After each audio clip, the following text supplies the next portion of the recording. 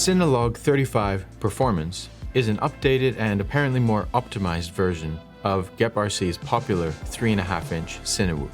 I'll be flying it with the new Express ELRS radio from GepRC.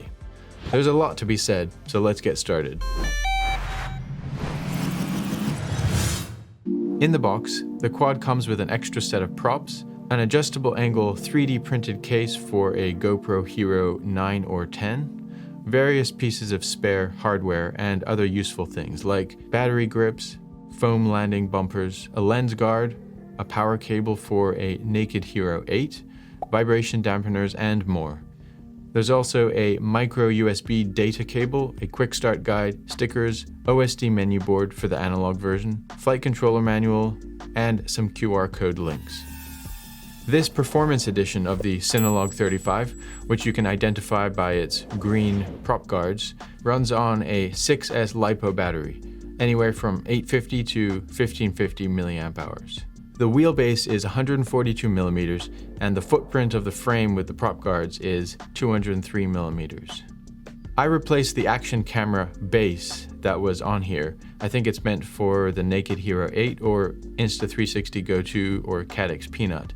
I prefer the traditional GoPro style mounting base, which GepRC included. The 2650 kV motors are 21 by 5.5 millimeters. The flight controller is GepRC's F722 45 amp all-in-one board. You can choose from 3 video systems: DJI Digital, Avatar HD Digital, and good old analog, which uses the Ratel 2 camera and GepRC's RAD VTX. You can choose from 4 receiver options: plug and play, FR Sky, Crossfire, and Express ELRS. Speaking of which, GepRC's TinyRadio runs on Express ELRS and is available in a 2.4 GHz version and a 915/868 MHz version.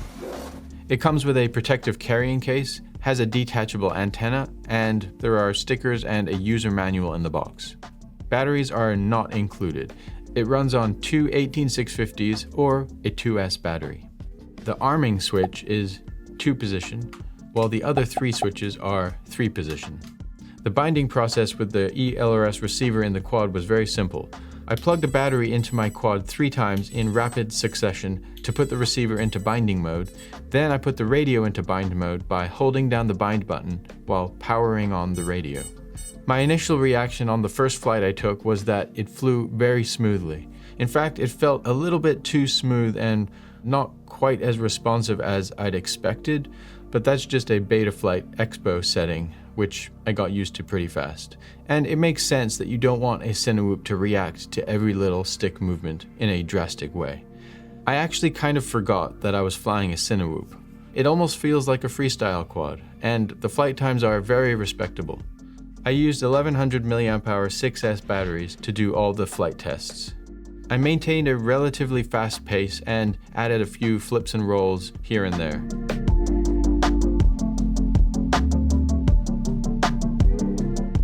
I read GepRC's claim that the CineLog35 Performance can freestyle with a Naked Hero 8, which I don't have, but my Caddx Peanut weighs just about the same, and I can confirm there are no problems freestyling with this quad.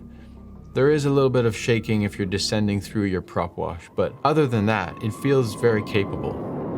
But how far can I push it? How about the maximum recommended battery and a full-size GoPro Hero 8?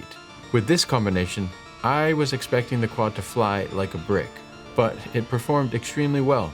Though my hovering throttle position was a little bit higher, it did not feel weighed down, and there were no wobbles or bounce back after doing flips and rolls.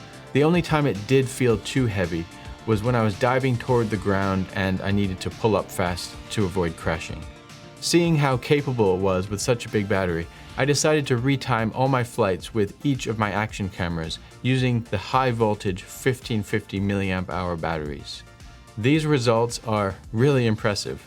Keep in mind, I was flying at a relatively fast pace and adding in some freestyle maneuvers every so often. That means I could technically get more flight time in, but I thought practical results would be more helpful.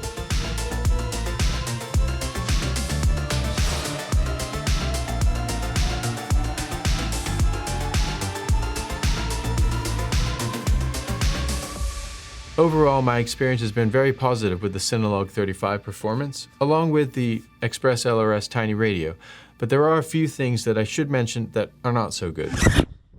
I've crashed this quad several times, and I'm glad I put the 3D printed FPV camera protection on. The lens still looks good.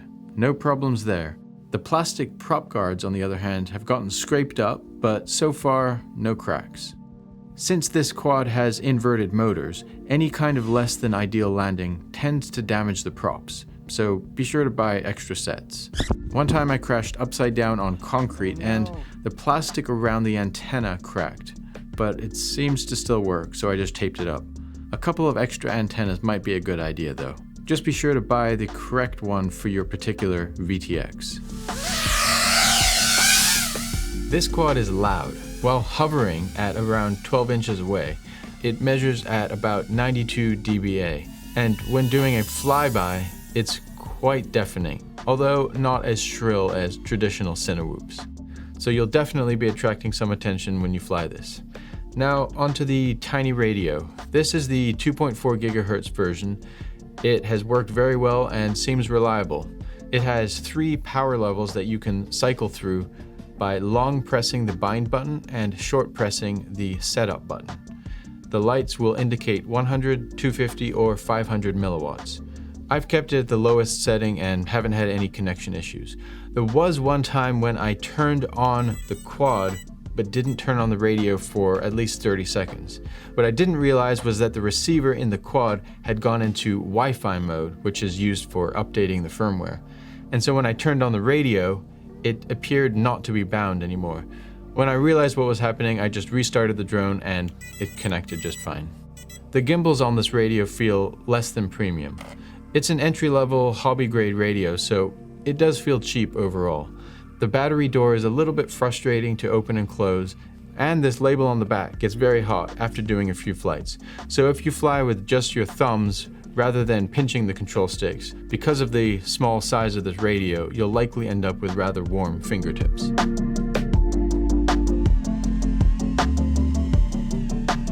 In conclusion, the CineLog35 performance is overall just a really fun quad to fly.